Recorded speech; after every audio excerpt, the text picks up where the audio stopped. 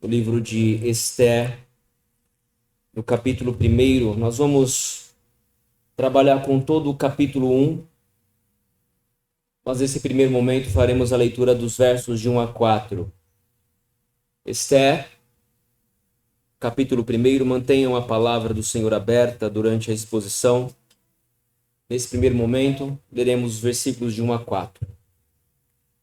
Nos dias de Assuero, o Assuero que reinou desde a Índia até a Etiópia, sobre 127 províncias, naqueles dias, assentando-se o rei Assuero no trono do seu reino, que está na cidadela de Susã, no 3º ano do seu reinado, deu um banquete a todos os seus príncipes e seus servos, no qual se representou o Escol da Pérsia e Média, e os nobres e príncipes das províncias estavam perante ele.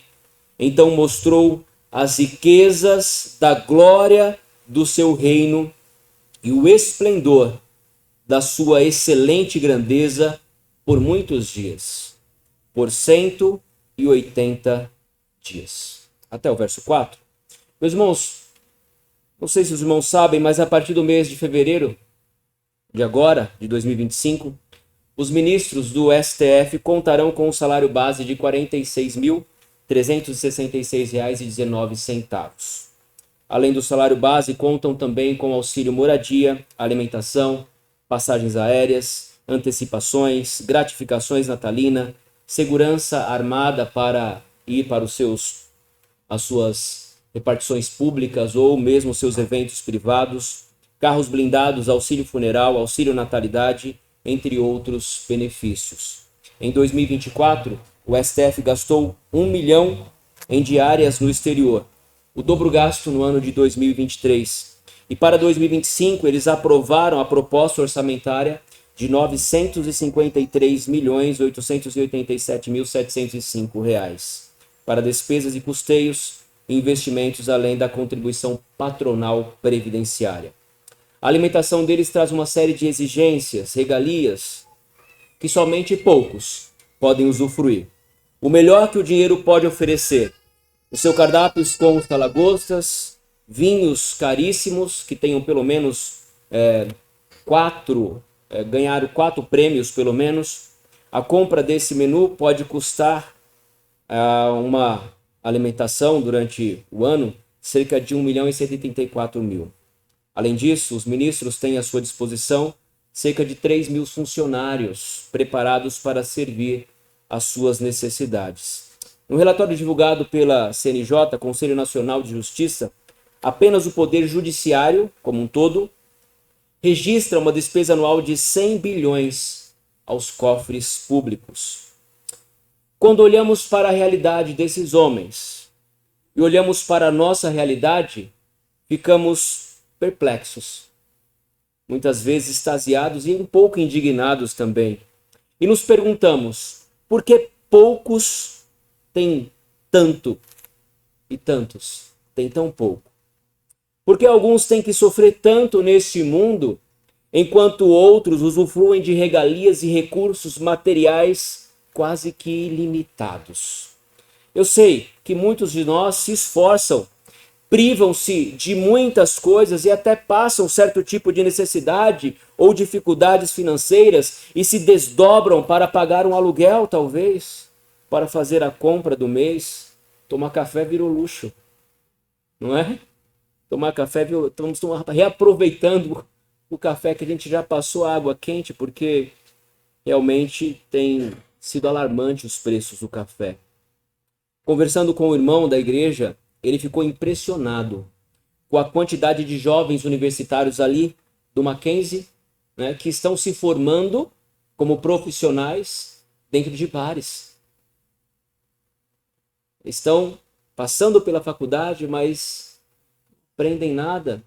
Os pais são ricos e eles vão para a universidade para ir para os bares, para fumar maconha, para se reunir com os amigos em festas.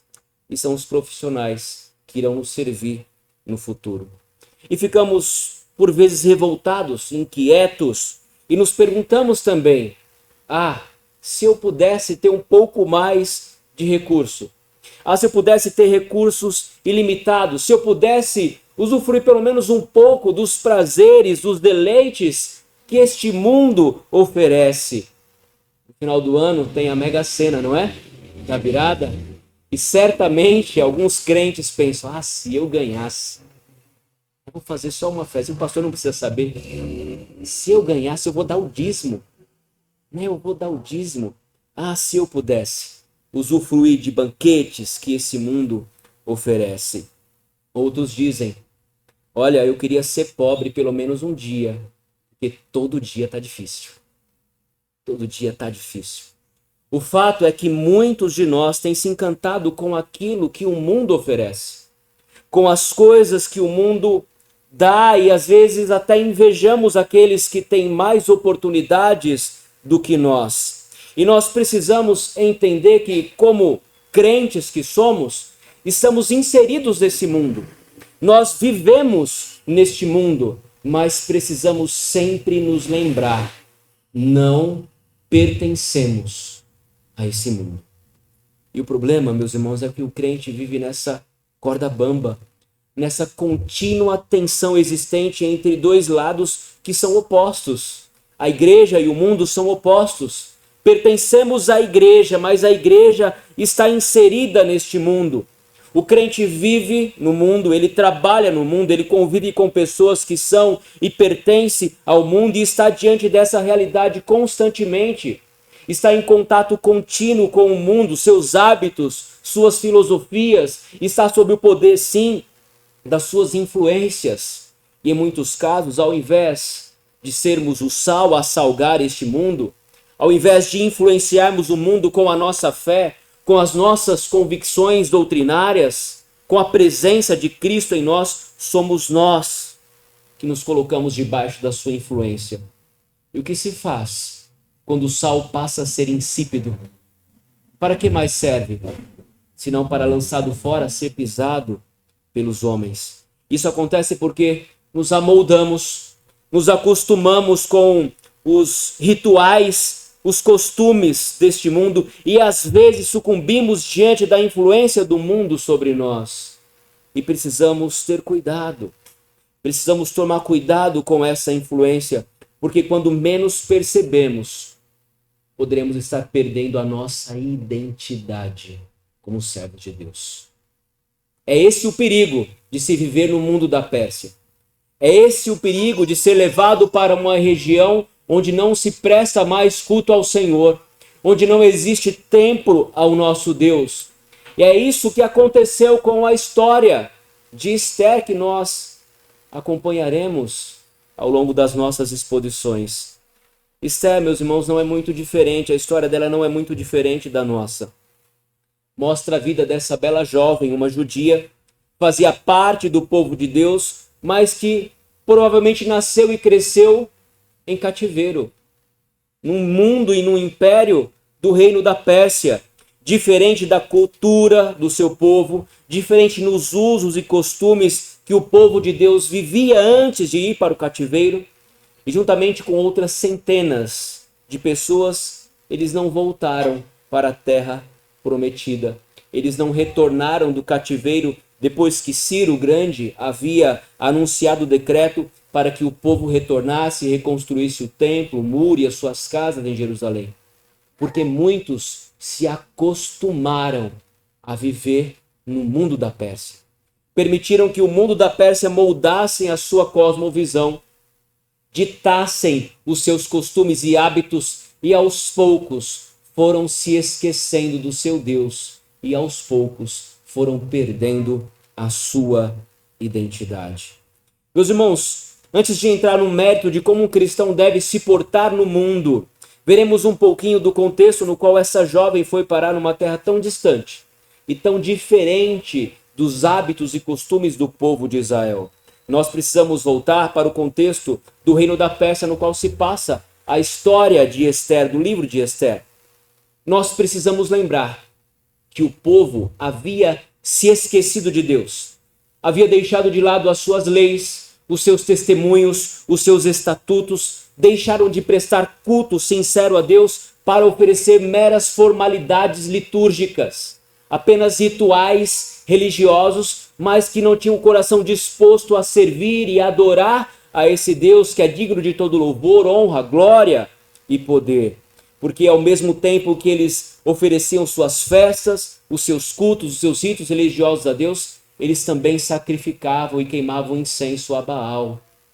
Mas Deus não divide a sua glória com ninguém. Eles precisavam escolher ou servir a Deus de coração íntegro, de boa vontade, de toda alma, força e entendimento, ou eles serviriam a Baal, serviriam ao mundo e às coisas deste mundo. E por conta desse pecado, Deus enviou Nabucodonosor com o seu poderoso exército. E no ano de 586, levaram o povo cativo para a Babilônia.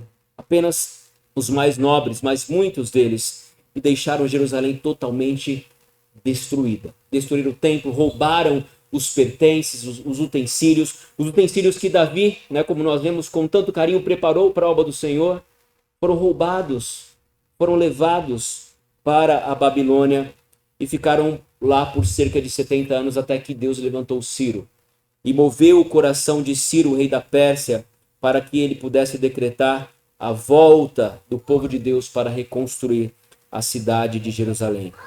Impérios se levantam, impérios caem. O Império Babilônico, o grande Império Babilônico de Nabucodonosor, não se sustentou por muito tempo. Logo foi sucumbido diante do poder do Império Medo-Persa. E então, sob um novo império, ainda os judeus que estavam no exílio continuaram ali. A primeira geração de judeus foi permitida retornar do cativeiro babilônico para Jerusalém, conforme o decreto. Mas alguns permaneceram, alguns ficaram. E aqui você lê a história de Esdras, você vê a história de Neemias e também se passa a história de Ester, que é deste mesmo período. Entretanto, a história de Ester, ela se limita a um rei, especificamente, chamado Assuero, ou talvez você conheça pelo nome de Xerxes, e aí você vai se lembrar deste rei, Xerxes I, que era aquele poderoso rei que tinha um vasto império e que tentou invadir a Grécia. E você vai se lembrar do filme Os 300. Se lembram desse filme? Conta a história dessa tentativa de invasão ali na Batalha das Termópilas, que foi frustrada sob a direção de Leônidas, que frustrou os planos de Xerxes I, ou Assuero, e ele não conseguiu invadir, não neste momento, invadir a Grécia, porque aqueles soldados permaneceram firmes e fortes, 300, lutando contra milhares do poderoso exército de Assuero. É esse rei que nós vamos ver, ouvir as suas histórias aqui no livro de Ester. Xerxes reinou de 485 a 465 a.C. E o livro de Ester conta uma narrativa muito fantástica, porque o autor vai narrando os eventos e vai nos deixando curiosos para saber o desfecho de cada capítulo. Ele mostra no livro de Ester um rei impiedoso, um rei orgulhoso, um rei que gostava de ostentar as suas grandezas, como nós dissemos, Assuero. Mas conta também a história de um homem mau, chamado Amã, Agagita. Conta a história também dos judeus que viviam no exílio, entre eles o personagem importante é Mardoqueu ou Mordecai, depende da Bíblia que você lê, a versão bíblica que você lê, e também de Hadassa, mais conhecida pelo seu nome persa, Ester. Eles viviam na cidade de Suzã. E a trama gira em torno de um decreto para o extermínio completo dos judeus em todas as províncias do reino da Pérsia. E ali você tem algumas tramas, alguns penduricalhos de que associações políticas, tudo para destruir o povo de Deus. Ele é um livro um pouco tenso porque você não vai ver o nome de Deus sendo citado. O nome de Deus não é citado no livro de Ester, mas não se engane, Deus está presente em cada linha deste livro, porque Ele está conduzindo o seu povo, a história da redenção do seu povo. E era um território extenso, Ele governou a Babilônia, o Egito, os reinos da Lídia, Fenícia, Síria, Palestina e também as regiões da Ásia Menor e parte da Índia.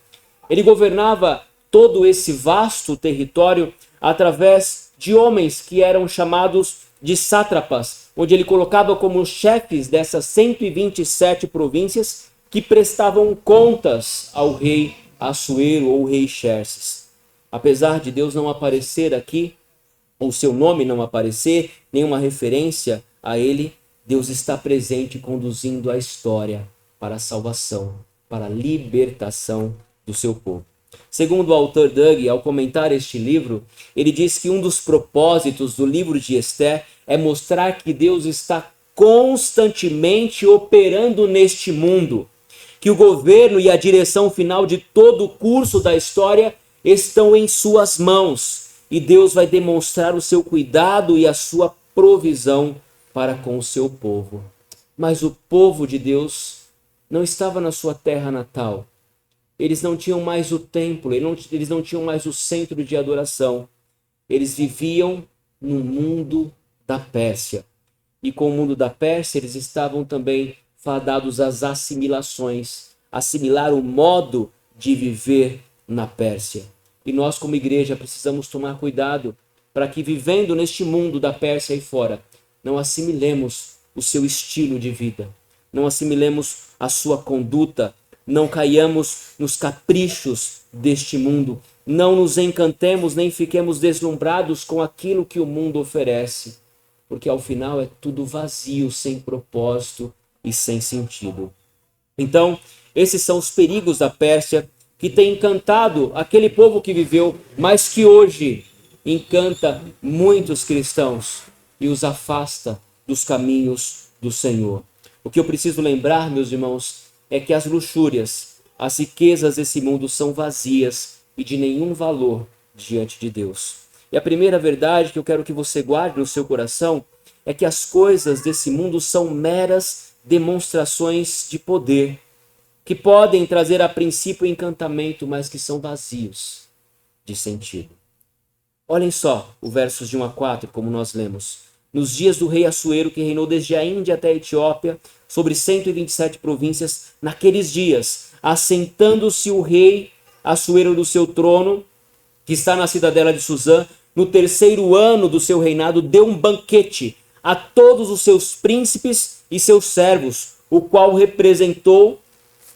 se representou o Escol da Pérsia e Média, e os nobres e príncipes das províncias estavam perante ele. Então mostrou as riquezas da glória do seu reino e o esplendor da sua excelente grandeza por muitos dias, por 180 dias. Vocês acham que o carnaval dura muito? Imagine 180 dias de festa na casa da Pérsia. Agora apenas os nobres. 180 dias é 6 meses, irmãos.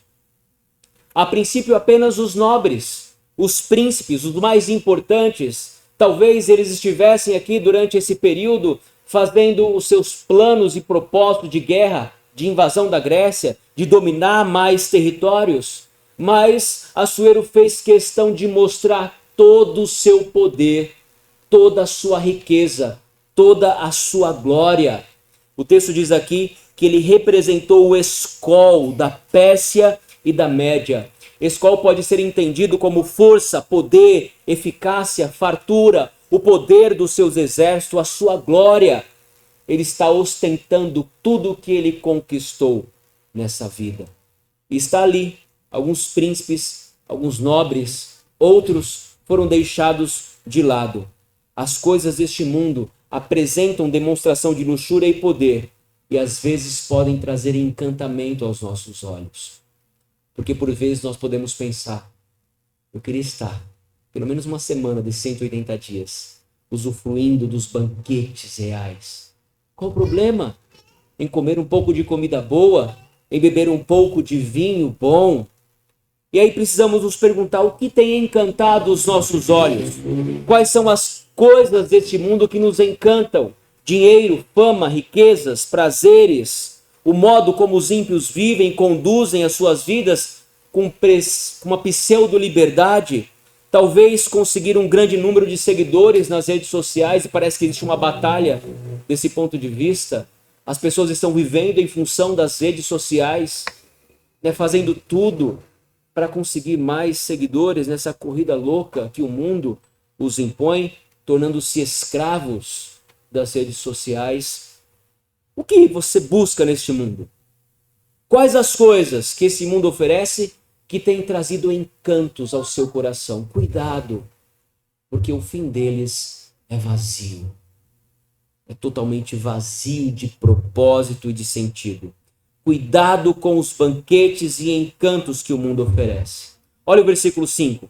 Passado esses dias, deu o rei um banquete a todo o povo que se achava na cidadela de Suzã, tanto para os maiores como para os menores, por 7 dias no pátio do jardim do palácio real. Bem, agora a festa não é mais VIP apenas para os príncipes, apenas para os mais nobres das províncias, apenas para a elite religiosa ou elite política da Pérsia, mas ele vai abrir o banquete para todos da cidadela de Suzã. E faz isso por 7 dias. Ele quer de fato ostentar a sua grandeza não apenas aos príncipes e nobres, mas a todos, tanto maiores quanto menores. Por 7 dias ele faz isso, esse banquete no jardim do Palácio Real. E como foi organizado, como a equipe do rei Assuero preparou aquele lugar para mostrar e ostentar toda a sua glória e grandeza. Olha os versículos 6 em diante. Havia tecido branco, linho fino, estofas de púrpura, atados com cordões de linho e de púrpura, as argolas de prata e a coluna de alabastro. Alabastro é uma pedra rara, cara, similar ao mármore. A armação dos leitos era de ouro e de prata, sobre um pavimento de pórfiro. Pórfiro era um revestimento de pedra cara, um tipo de mármore raro, de cor avermelhada, de mármore, alabastros e pedras preciosas. Dava-se-lhe de beber em vasos de ouro, em vasos de várias espécies, e havia muito vinho real, graças à generosidade do rei. Bebiam sem constrangimento, como estava prescrito, pois o rei havia ordenado a todos os oficiais da sua casa que fizessem segundo a vontade de cada um. Também a rainha Vasti deu um banquete às mulheres na casa real do rei Assuero. Olha que rei bonzinho, que maravilha! Ele abriu o banquete para todo o povo. Todos podiam ir comer e beber à vontade, e ele fez um decreto para isso. Que possam beber e usufruir à vontade durante esses 7 dias de regalias que eu vou proporcionar a vocês. Porque eu quero mostrar a vocês todo o meu poder e toda a minha glória. E o povo bebia sem constrangimento, sem limites. Como é bom estar na Pérsia, como é bom usufruir dos poderes e recursos ilimitados que a Pérsia oferece, e como isso atrai e encanta os nossos olhos. Meus irmãos, não é à toa que as coisas do mundo nos encantam, porque Satanás não vai nos tentar com aquilo que nós não nos atraímos. Ele tenta com aquilo que o nosso coração almeja. E a princípio é bom, não é? Comer boa comida, beber boa bebida. É bom usufruir dos prazeres da Pérsia. Mas são armadilhas, são ciladas que Satanás coloca diante de nós para nos desviar dos caminhos do Senhor. O que nós aprendemos apenas nesse primeiro capítulo é que as luxúrias e os prazeres do mundo acabam sempre em confusão e tristeza. Quer ver só? Ao 7º dia, estando já o coração do rei alegre do vinho, mandou a Meumã, Bista, Harbona, Bigtá, Abagtá, Zetá e Carcas, os 7 eunucos que serviam na presença do rei Assuero, que introduzissem à presença do rei a rainha Vasti, com a coroa real, para mostrar aos povos e aos príncipes a formosura dela, pois era em extremo formosa. O pastor Emílio Garofalo, em seu livro Esther na Casa da Pérsia, afirma que o sonho de poder e luxo desse mundo são apenas ilusões e facilmente acabam em tirania e vergonha. O erro de Assuero foi achar que, por conta do seu grande poder, ele poderia dominar o coração da sua rainha. Homens, não tentem. Não tentem dominar o coração da sua mulher. Coloque-se como cabeça, assumam responsabilidades. Mas não tentem impor a elas o que elas não querem. Vocês vão perder essa batalha. O rei Assuero dominava sobre 127 províncias, mas eles não tinham o poder, ele não tinha o poder e o domínio sobre o coração da sua rainha.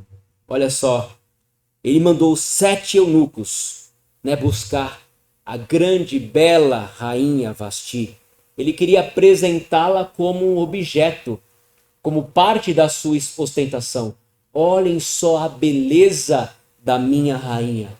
A rainha também estava fazendo banquete para as suas convidadas em um lugar à parte do palácio real. E quando ela recebeu esses eunucos, a resposta foi a seguinte: eu não vou. Olha, diga ao rei que eu não vou, ele já está bêbado e eu não vou ser objeto, para que ele se engrandeça acima da minha pessoa. E a rainha Vasti recusou, versículo 12, vir por intermédio dos eunucos segundo a palavra do rei, pelo que o rei muito se enfureceu e se inflamou de ira. Ele foi falar com a rainha? Não. Ele foi consultar os sábios. Ele foi perguntar: olha, o que eu faço com essa rainha? Olhem só a vergonha que eu passei.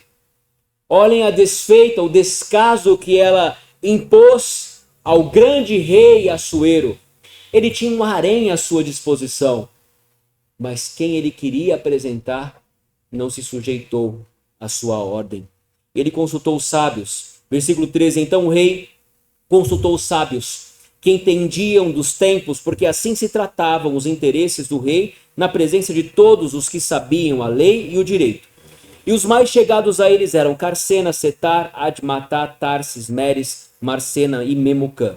Os 7 príncipes dos persas e dos medos, que se avistavam pessoalmente com o rei e se assentavam como os principais do reino, os conselheiros do rei, sobre o que se devia fazer segundo a lei a rainha Vasti, por não haver ela cumprido o mandato do rei Assuero por intermédio dos seus eunucos. Então Memucã, talvez o principal deles, teve uma ideia e falou assim: olha, rei, você precisa tomar uma providência em relação a isso, porque a rainha Vasti, ela não apenas envergonhou ao rei, mas ela foi um mau exemplo para todos da Pérsia, todas as famílias.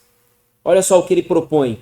Então disse Memucã na presença do rei e dos príncipes: a rainha Vasti não somente ofendeu ao rei, mas também a todos os príncipes e todos os povos que há em todas as províncias do rei Assuero. Porque a notícia do que fez a rainha chegará a todas as mulheres, de modo que desprezarão o seu marido. Quando ouvirem dizer, mandou o rei Assuero que introduzissem à sua presença a rainha Vasti, porém ela não foi. Hoje mesmo, as princesas da Pérsia e da Média, ao ouvirem que fez a rainha, dirão o mesmo a todos os príncipes do rei, e haverá daí muito desprezo e indignação. Se bem parecer ao rei, promulgue de sua parte um edito real, que se inscreva nas leis dos persas e dos medos, e não se revogue, que Vasti não entre jamais na presença do rei Assuero, e o rei deu o reino dela a outra que seja melhor do que ela. Quando for ouvido o mandado que o rei decretar em todo o seu reino vasto que é, todas as mulheres darão honra ao seu marido, tanto ao mais importante como ao menos importante. Será que de fato esse foi um bom conselho? Eu creio que espalhar isso como um decreto é apenas contar a tragédia que foi que o rei Assuero passou por ter uma mulher insubmissa que não lhe deu ouvidos. O conselho pareceu bem tanto ao rei como aos príncipes e fez o rei segundo a palavra de Memucã. Então enviou cartas a todas as províncias do rei, a cada província segundo o seu modo de escrever e a cada povo segundo a sua língua, que cada homem fosse senhor em sua casa e que se falasse a língua do seu povo. A vergonha se espalhou por todo o império. Agora todos iriam saber a tragédia que foi ou que sofreu o rei Assuero. Mas isso mostra algo importante para nós, irmãos. Que por mais que homens poderosos se colocam acima de nós, eles não têm o domínio sobre o nosso coração. Eles podem nos impedir de fazer alguma coisa, eles podem decretar o fechamento das igrejas evangélicas, mas eles não podem dominar o seu coração, porque o nosso coração é do Senhor. Estamos sujeitos apenas a Deus. Ele tinha domínio sobre todas as coisas, era um homem poderoso, mas ele não tinha domínio total sobre o coração nem da sua rainha. Os poderosos podem impor leis, podem impedir de proclamarmos o evangelho, mas eles não podem exercer domínio sobre o nosso coração, porque pertencemos a Deus e devemos viver para Ele. Vimos o perigo que o mundo pode oferecer para nós cristãos quando ficamos deslumbrados com as coisas e o modo de vida que ele nos propõe. Tomemos cuidado. O mundo traz os seus encantos, mas no fim não passam de vazio e superficialidades. Garófalo, no capítulo 1 de Esther, está nos mostrando que os poderes deste mundo, no final das contas, se mostram vazio. O próprio Cristo afirmou: tende cuidado, guardai-vos de toda e qualquer avareza, porque a vida do homem não consiste na abundância dos bens que ele possui. Meus irmãos, Deus não nos mede por aquilo que temos, por aquilo que possuímos. Deus não se importa se você tem 10, 15, 20, 100 mil ou mais na sua conta bancária, se você tem um carro do ano ou não. Mas o que Deus requer é se você está servindo a Ele e ao seu próximo com os recursos que Ele tem te dado. Se você está colocando à disposição do Senhor os bens e os recursos que Ele deu, de acordo com a sua graça. É com relacionamentos e com o coração que Deus se importa e não com coisas que adquirimos ao longo das nossas vidas. Porque a materialidade são coisas vãs que passam e desvanecem deste mundo. Mas um coração sincero é isso que Deus busca e procura. Em Provérbios 24, versículo 1 e 2, nós lemos: não tenhas inveja dos homens malignos, nem queira estar com eles, porque o seu coração maquina violência e os seus lábios falam para o mal. Você precisa se perguntar: quais as coisas deste mundo ainda trazem encanto ao seu coração? Quais são os desejos do seu coração para este presente momento no qual você está inserido nesta terra? O que você tem assimilado ou quais coisas do reino da Pérsia, eu digo aqui o mundo, você tem assimilado? Qual a influência que o mundo tem sobre a sua vida? Reflita sobre isso. Você pertence a Cristo, foi comprado com o sangue de Cristo, foi cara, a sua vida foi cara, a sua salvação foi cara. Aos olhos de Cristo, aos olhos do nosso Deus, custou o sangue do Cordeiro. Portanto, não se deixe encantar pelas coisas do reino da Pérsia. Decida-se viver com integridade para o Senhor. E diferente de Assuero ou dos poderosos deste mundo, nós pertencemos a um rei. Um rei que não reina da Índia à Etiópia, mas que reina sobre todo o universo. Ainda que pareça que Deus está em silêncio diante dos poderes deste mundo, e às vezes a nossa vida parece com a vida do livro de Esther, a narrativa do livro de Esther, não vemos Deus fazendo coisas extraordinárias, não temos visões de Deus, não temos profecias ou revelações, e parece que Deus está oculto. Mas não se engane, Ele está trabalhando.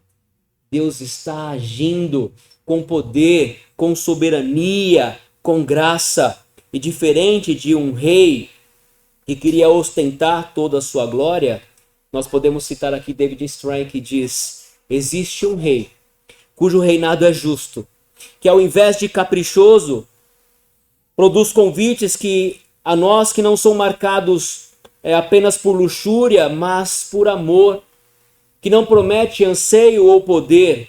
Existe um rei que não vê a sua noiva como um instrumento, como um objeto para o seu autoengrandecimento, mas existe um rei que se entregou pela sua noiva. Vocês conhecem um rei assim? Há um rei manso, humilde de coração, que deseja reinar soberanamente sobre você, em todas as áreas da sua vida. Portanto, dedique-se a esse rei, entregue-se a esse rei, e esse rei é Jesus. Ele quer reinar poderosamente em seu coração. Que Deus nos abençoe e aplique a sua palavra em nossos corações.